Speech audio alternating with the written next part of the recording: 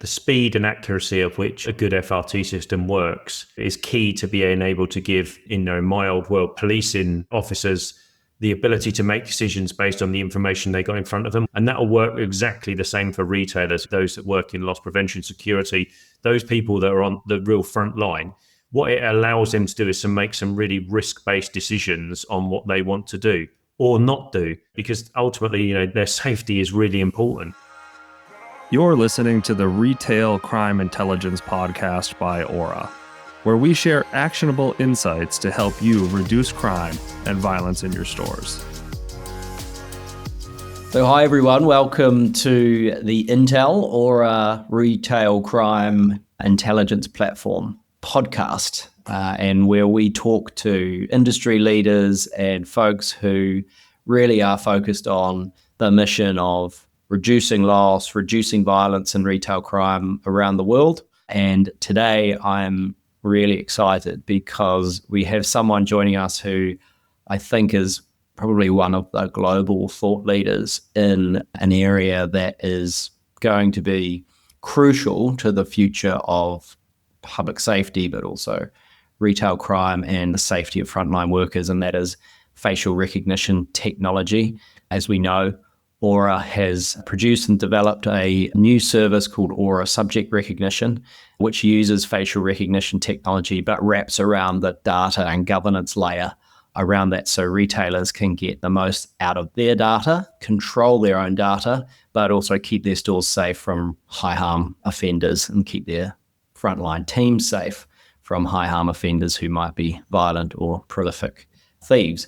Why I'm really excited about our guest today is because it is Jamie Townsend, and Jamie Townsend was the Detective Chief Inspector at the Metropolitan Police in London, probably one of the largest police forces in the world, but also one of the oldest. It's where policing began many hundreds of years ago. And Jamie's last role at police was to develop, implement, roll out the Metropolitan Police and UK policing a bit more broadly, use of facial recognition technology. And so we're not necessarily talking about retail crime today. I'm sure we might touch on it, but we're talking really about the role of facial recognition technology in public safety. And we have one of the global thought leaders here. Although Jamie would never claim to be a global thought leader, I claim he is, because having heard him speak about this, his passion and knowledge of the subject is pretty unparalleled. So Jamie is now no longer with the Metropolitan Police. He left a 30-year career there and now runs his own business called True Recognition Ltd, where he works with organizations around the ethical and effective use of biometric technology in public safety. So Jamie, maybe you could give us a quick snapshot of those 30 years, and welcome to the Intel podcast. Thanks very much, Nick. Nice to speak to you again. It's been a while, and thank you for that really nice introduction. What have I done? 30 years. It went quick, I can tell you that. Like all cops, I began frontline policing the streets of London, dealing with live incidents, directly with victims, offenders. I suppose those really early years taught you the pressures back in the mid-90s that policing was under. But what it's gone on to teach me as a whole is probably the importance of accurate information in fast-moving situations, because that frontline policing bit was where you saw a lot of that. So yeah, I began my career there in central London, managed to get myself public order trained. So I spent 4 years doing that, and then I was lucky enough to be successful to join what's called the Territorial Support Group. And coming close to the end of my term there was when I had my first exposure, I think, to covert policing and surveillance, because you were able to get, if you were suitable, surveillance trained whilst you were on that unit. I was lucky enough to be selected to go on that course, pass that course, and then was lucky enough to be deployed to one of the surveillance teams that were employed by the Territorial Support Group. So I spent a number of years doing that, and then took promotion and managed to get myself promoted to sergeant. And then from there, the requirement then was that you went back to frontline policing. So, back to your roots. And I looked after a response team in Southeast London for a number of years. And then I was able to do a lateral move sidewards back into covert policing. And that's where I left uniformed policing way back in 2008, I think, and moved to surveillance. And I took control of one of the Met's surveillance teams that, look after counterterrorism work and work on really serious organised crime. There, I went on to do advanced surveillance training, which deals with kidnaps and high-risk ransom, stuff like that, and some, the really serious counterterrorism operations. From there, again, I was lucky enough to be promoted again, and on promotion this time to detective inspector. That was my first understanding or first encounter with facial recognition, because I was called to the big boss's office and she said, I've got a project. It's a 6-month project. And would you like to go and do it? And I said, yeah, let's give that a go. And that was to go and launch facial recognition, which I didn't really know an awful lot about at that time. So my role there was to operationalize that, to see whether it was going to bring value to policing. So I spent a considerable amount of time from scratch writing policy, looking to understand how we would deploy live facial recognition technology, if in fact that was the right thing for policing, which we did. We got to a point where we had all our new documentation done. We did lots of engagement with people. We did lots of engagement with regulators. We had some real challenges around some of that. And then we got the green light from the assistant commissioner at the time, Mr. Fgrave, to launch it as a operational tactic for policing. I think we did 2 deployments and then COVID came along. And from there, we wasn't able to use it. But we used our time wisely whilst COVID was there. We reviewed all our documentation and got some funding for some testing around the algorithms, because a lot of the criticism and a lot of the concern around facial recognition then was around bias in the system and how the algorithms actually worked. I was going to ask about those areas. Can you tell me about what were you trying to solve at policing with facial recognition? Obviously, we're trying to identify people, but what is the real crux of that? Why was facial recognition the thing you were turning to? Years ago, criminals and people that were wanted by the police only really committed crime in the area they lived.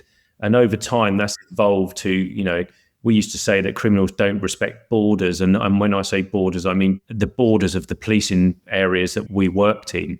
London was split up into a number of areas. Yeah, we say they're not. We say, repeat offenders are not brand loyal, right? Yeah. And so what we had is that our workforce was getting smaller or being stretched further. Criminals were going on to commit crime in different areas. And the days of you knowing who you're looking for, when I first started policing, you knew who the criminals were on your patch. So this was a tool that allowed us to link crime or people that were wanted for crimes that officers simply couldn't remember. So, you go to your briefing in the morning and you get shown, 10 pictures of people that are wanted by the police. They might not even live on your patch. You've never seen them before. It's really hard to use, to just look at an image and go, that's them. So what we were trying to do was to try and bridge the gap between officers, this technology being able to support officers to find these people, when there's lots of people walking towards you, it's really hard. The other thing is that we had, in the early days of this, we had about somewhere between 10 and 12,000 people that were wanted by policing, whether they're wanted by the courts or whether they were wanted for questioning. Those numbers were growing exponentially. And, the fact that people weren't turning up at court, they don't go home to where they live and you couldn't find them there. They just go into the ether. And so facial recognition was about a tool that was able to help us pick that person out of a crowd, and say they're of interest to you. It allowed us to be really precise in who we were looking at, rather than an officer looking at somebody and going, I've got a bit of a gut feeling about this one. I don't like what they're doing. That was kind of the mantle that we looked at. Could this technology, I used to say, this person is like super cop. They never need to go for a break. They never need to go off shift. They can remember all the faces that I can't. And it's better than me at doing this. And that's what's really good, is that it's better than the normal cop at doing that. I think one of the things when people, hear about facial recognition, I mean, I generally have a view that the public generally are, they want to be safe. They don't want crime to happen. And so generally people are comfortable with it for the purposes of crime reduction. But there is a segment, and I think they have a point in that whole precision piece and that whole, is it a machine making all of these decisions? And so that, it was just interesting when you were saying, it's basically a RoboCop who doesn't need to take a break. But people do worry about, it being a completely automated system. I know that that's not how we've built ASR at Aura. There's probably 4 different points of human intervention. It's a human decision. But policing has a level of scrutiny all over again that is different to a retailer. What's your thoughts on that in terms of, the automated piece versus the human piece? Absolutely. I mean, if we go back to calling it super cop, this is just about, back when I joined the police, I worked with a person who'd been in the police for 20 years. He was really good at saying that person might be worth speaking to. He had that sort of knowledge. This is just like having somebody there saying the same thing to you. When the system and the way that the system was designed and the way that our policies and processes were, is that exactly as you're talking about ASR, there is human decision making in there. It's not an automated decision. So if I walk you through the process, we upload a watch list which is bespoke to that particular deployment, and it's got certain wanted individuals on there, not by name, by crime type. So you don't, discriminate against people by just putting the same person on this about crime type. But when they're loaded to that system and people walk through it, it sends an alert to an officer who's deployed on that operation, and they get on their smartphone, their specialist smartphones that they get an alert onto that handheld device. And that handheld device puts 2 images on there. It puts the image that is just been captured by the CCTV system that's running on the van, and it puts the image of the wanted person next to it side by side.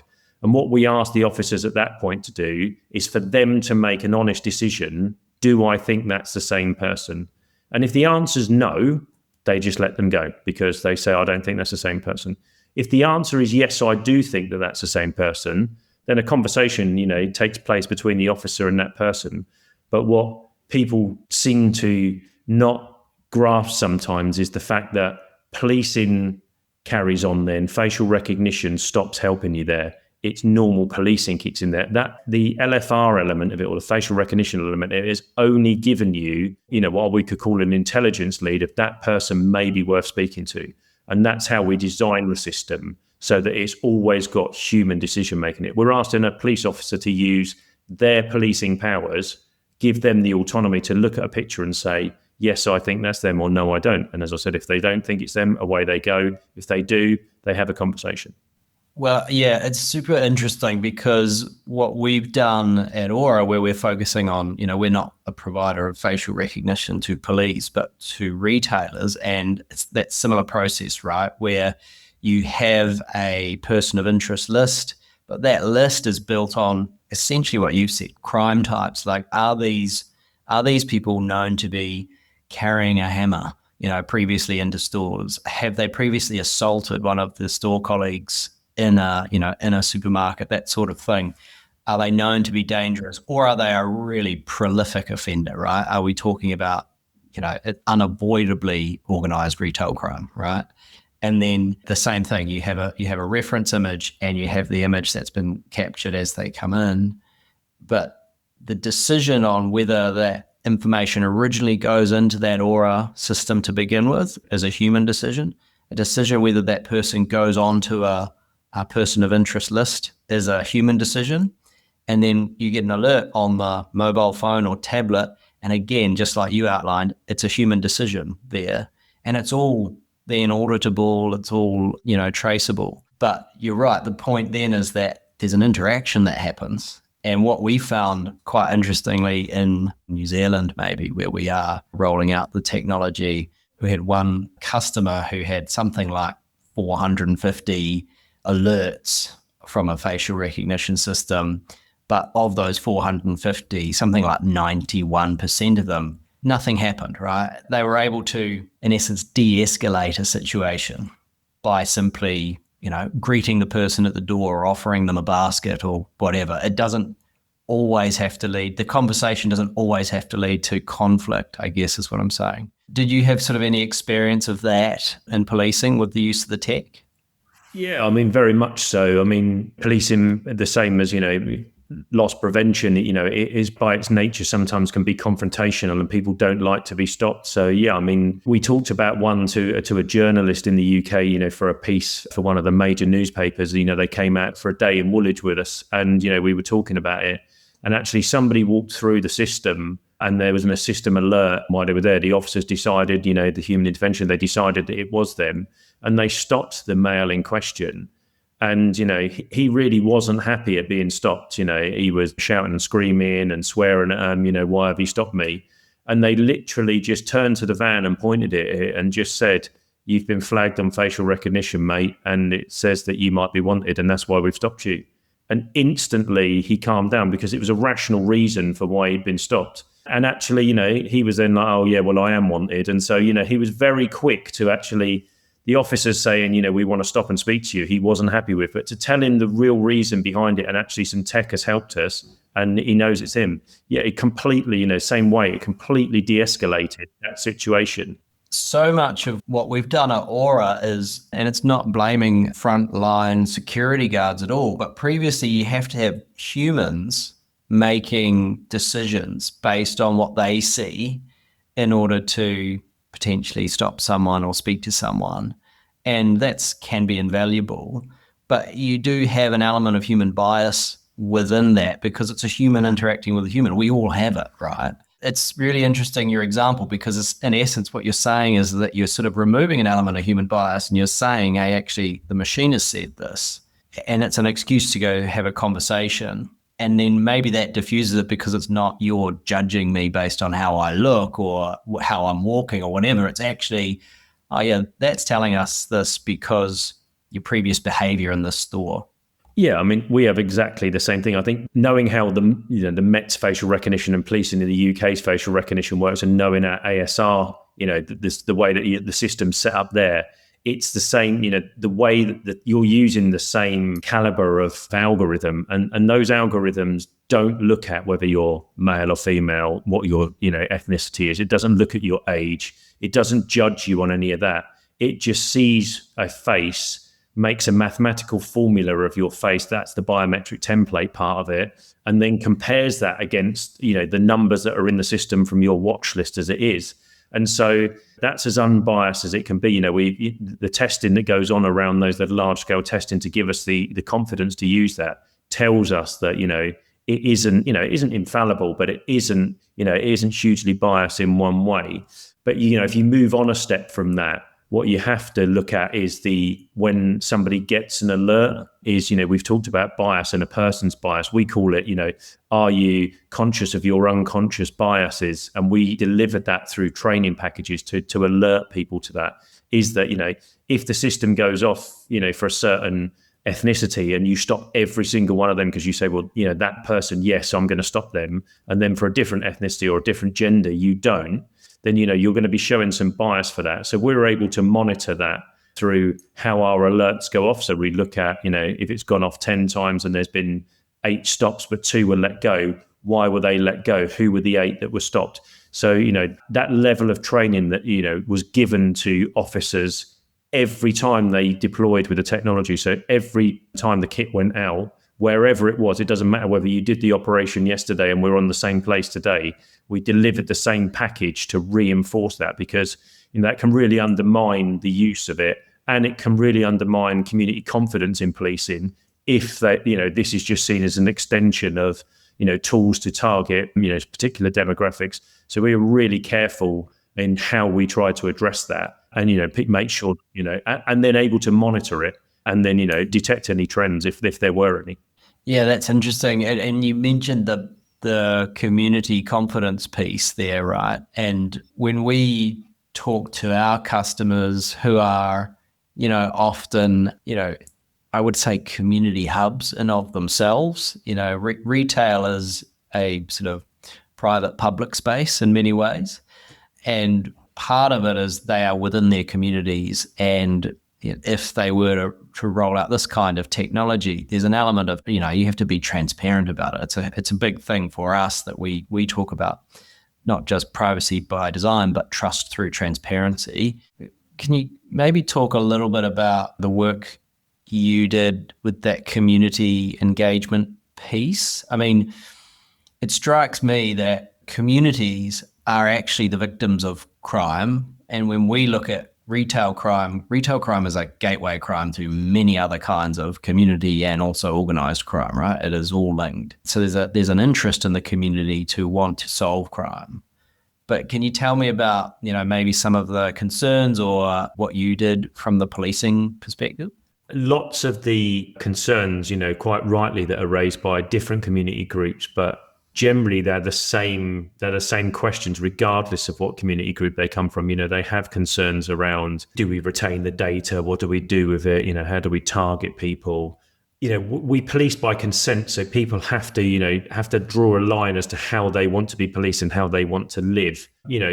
Going to those community groups and speaking to them, I think you talked about privacy by design and transparency. They were really key things for us as well to talk about. If you walk through the system and you're not on our watch list, what does it do with your data? Well, your data is automatically and permanently deleted, or your biometric data is automatically and permanently deleted from the system. Now, that raises some trust issues from some communities that would say, does that really happen? It's like, well, let's show you how it works. And then when they see it, lots of their concerns, legitimate, but some of their concerns are based on information that they've got that's not quite true, or, is come third or fourth hand. And people have kind of lent into that. Or even out of date, Jamie, as well, right? Because the technology, as you and I both know, the technology in this space has just come, leaps and bounds, particularly over the last 5 years or so, right? Yeah, accuracy levels are going up. They're pretty much, they're now, as far as you're going to get when you're talking the small percentages of increase, that's across, like 12 million images. It's impossible for us as humans to even look at that.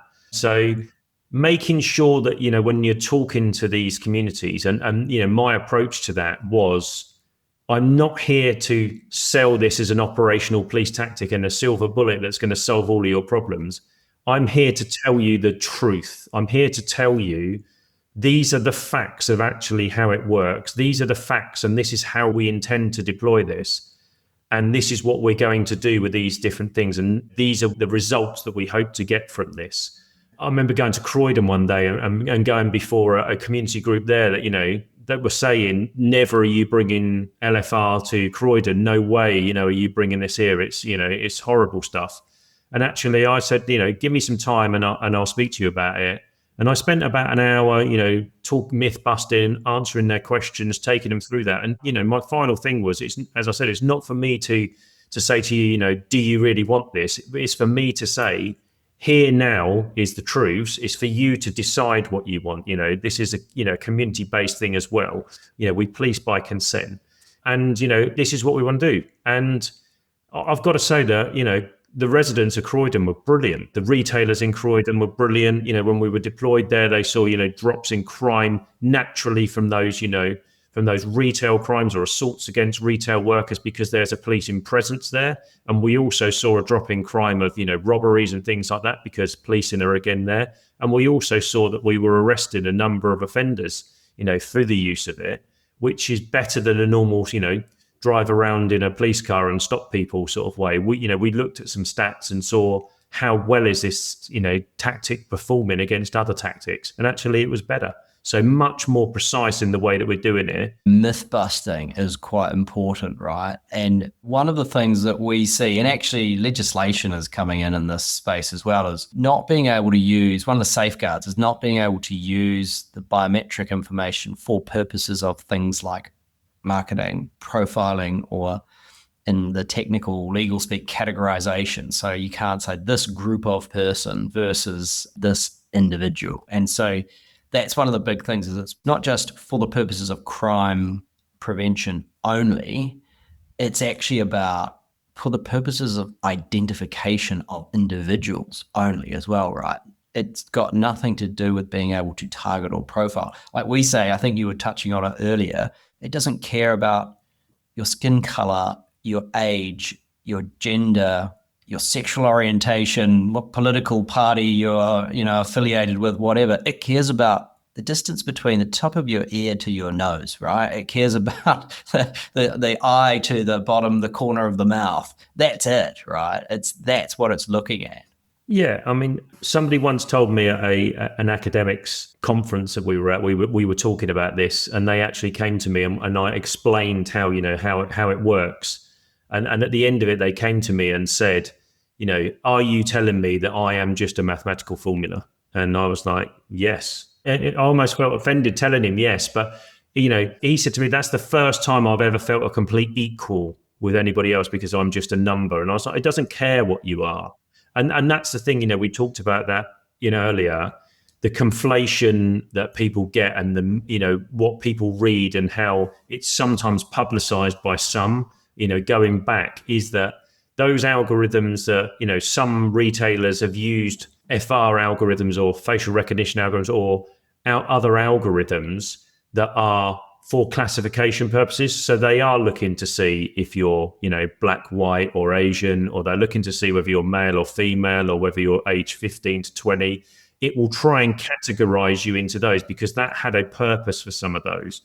And that is fraught with, because it's such a wide category, that is fraught with the ability for it to get it wrong quite a lot. Well, we talk about that kind of technology or that kind of deployment as a way of either including someone or excluding someone, right? And a group of people, and that is fraud, and that is an ethical challenge. It's not something that we've specifically built our system along the lines that you've been talking about for the purposes of crime only, high harm offenders. And it's really about the precision of identification only.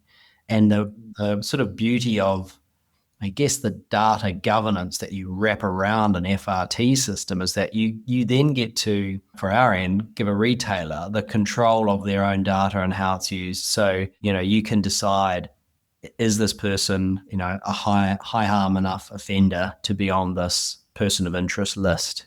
You're not even taking... in the UK, we say the top 10% of people are causing 72% of the crime. You're not even taking that top 10% in this sort of system. You're taking even a smaller percentage again of that because you're really zeroing in on those dangerous offenders primarily. So the whole limitation of this to really public safety and the safety of frontline workers is the critical piece. Yeah, I mean, being able to, the speed and accuracy of which a good FRT system works is key to being able to give, in my old world, policing, officers the ability to make decisions based on the information they got in front of them, which is more than what they would have. So actually having something in front of them. And that will work exactly the same for retailers, those that work in loss prevention, security, those people that are on the real front line.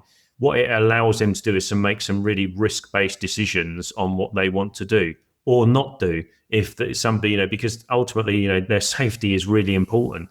And so, each one will have their own way forward, but actually being armed with the information.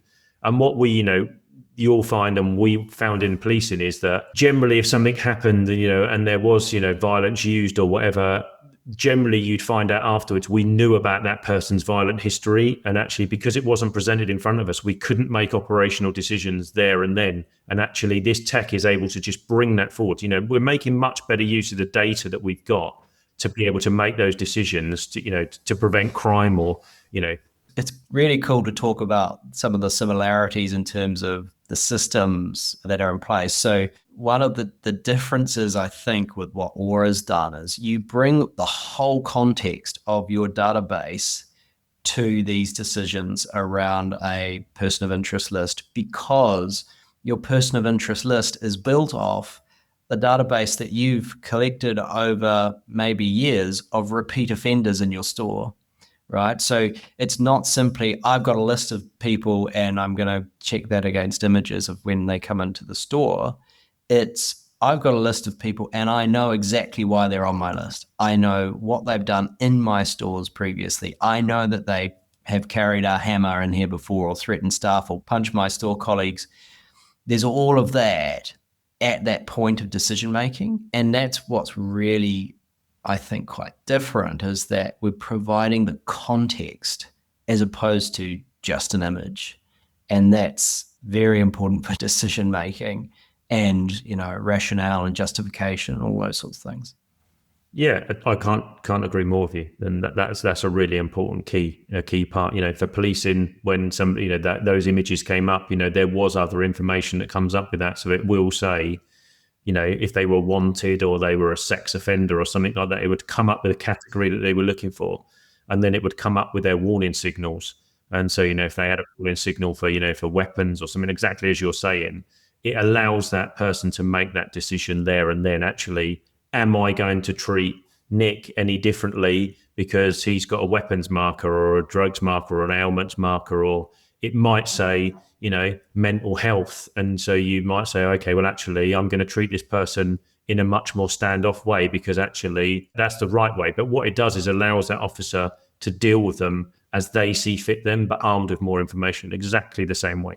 Yeah. Tell me, in terms of, results, you've shared a few things, but I think I had heard you speak at a conference once where you were talking about, one of the first deployments maybe of the technology, and you had some pretty incredible results. And I think it's helpful to talk about because the technology is not a silver bullet. Like we've said all the way through, you've got to have the right guardrails around it, the right governance data systems around it, but also you've got to have that human element.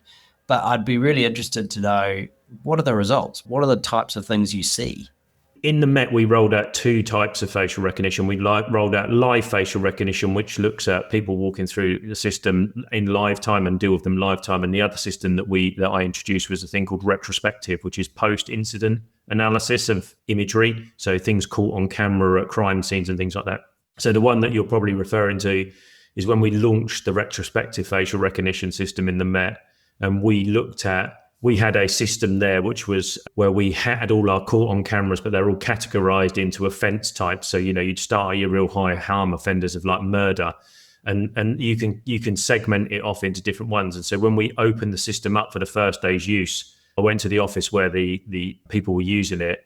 And, the first thing that I asked for was, well, let's run we've got 19 suspects on here. We'll run 5 through at a time. Let's run, our first 5 murder suspects through here and see if we pick up any of those. And in the first 5 that we run through, the imagery that we've got from, scenes of where somebody's been murdered, it picked out 3 individuals straight away.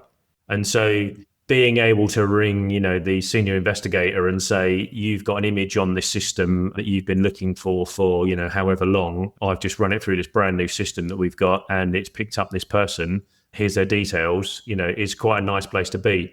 And we continued to do that, picking up 3 murders, it was worth all the work just to pick up that, because there's three people that have sadly been killed from that we've, managed to get justice for, using tech to drive it forward.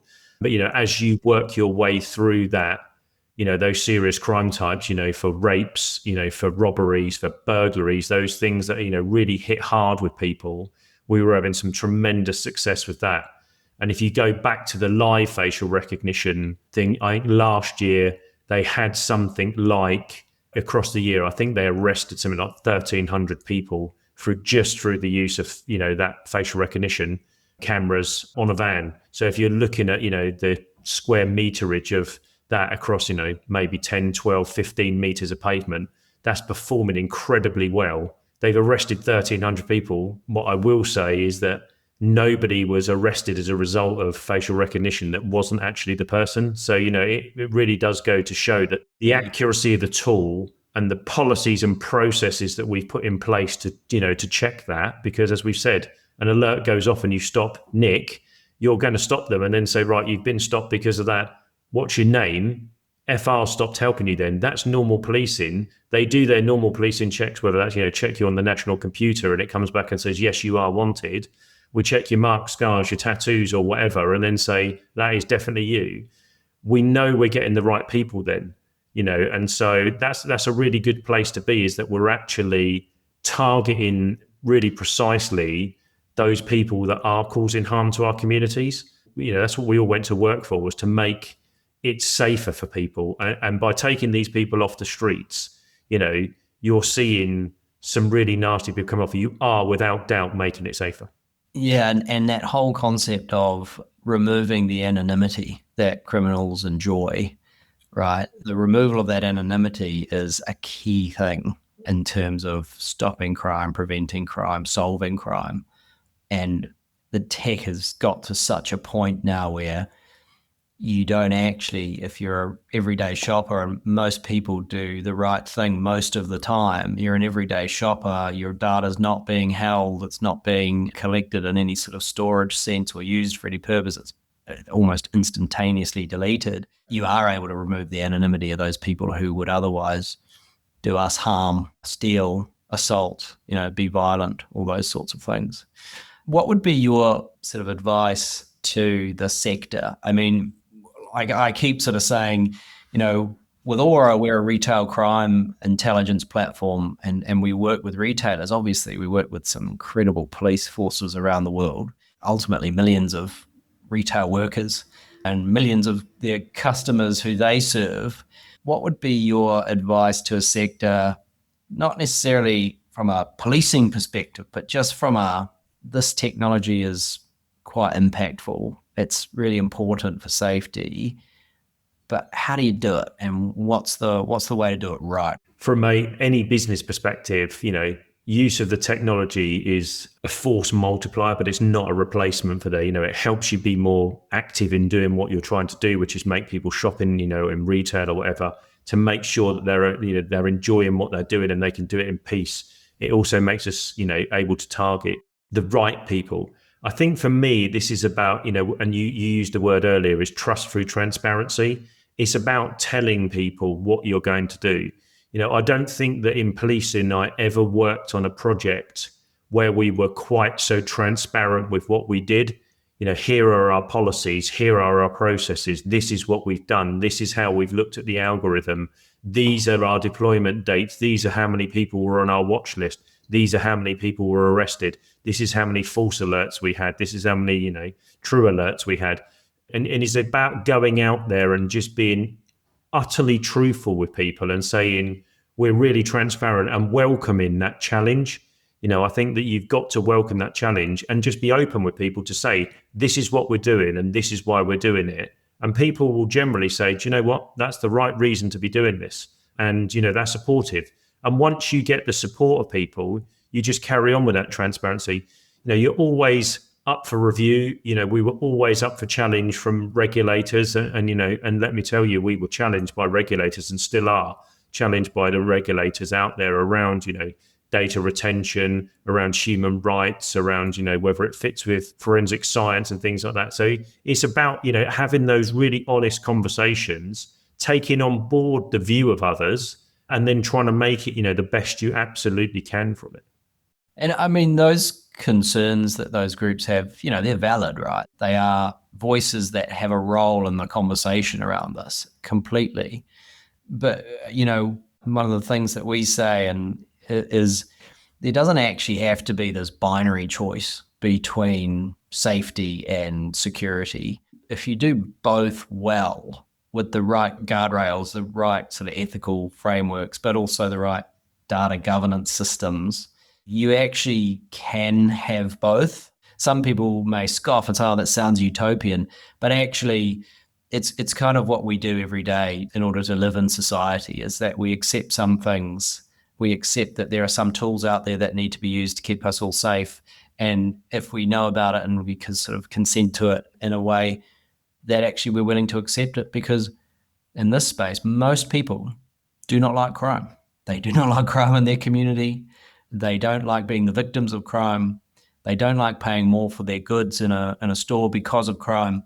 In the US, we see goods locked up behind plexiglass where you have to actually put in your phone number sometimes into a keypad. It opens up and you get a toothbrush or washing powder, that sort of thing. That's the level that we're at in some countries. And so, yeah, I think while all voices should have a role in this, there is some truth that comes to this of transparency and trust. The other thing you need to consider is the ethics of not doing it. We want to clear up crime. There is an ethical responsibility and a responsibility to protect victims of crime.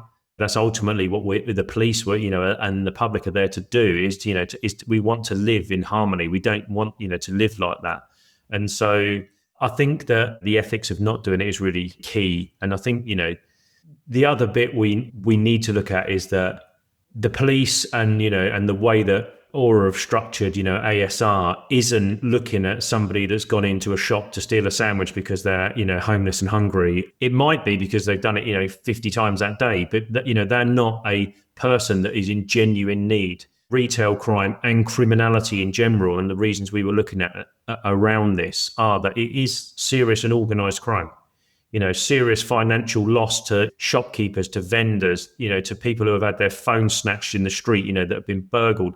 There is some serious financial loss to those people. And I think, we need to remind ourselves that at the end of all of this, the rights of the victims should be above the rights of those that are committing those crimes because they choose to do it. And the serious physical harm that accompanies that theft often, right? You would have seen it.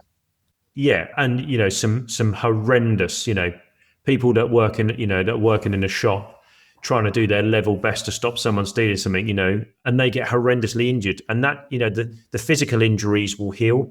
It's the mental scars that they will carry, for a long time is hard. And so, you know what? If we can equip them to deal with that better, then that can only be a good thing. Yeah. It's been a great chat, Jamie, and I appreciate your time and the sort of knowledge that you bring to this. I've said multiple times, when we're not offering, at Aura facial recognition services to police, but there's certainly a lot that other sectors can learn from the really professional approach that police have taken to how they have deployed this. And you've been at the forefront of leading that. And like I said, one of the world's largest police forces. My final question is really, as you look at policing and your 30-year career, and, thank you for your service, because that's an incredible stint in policing.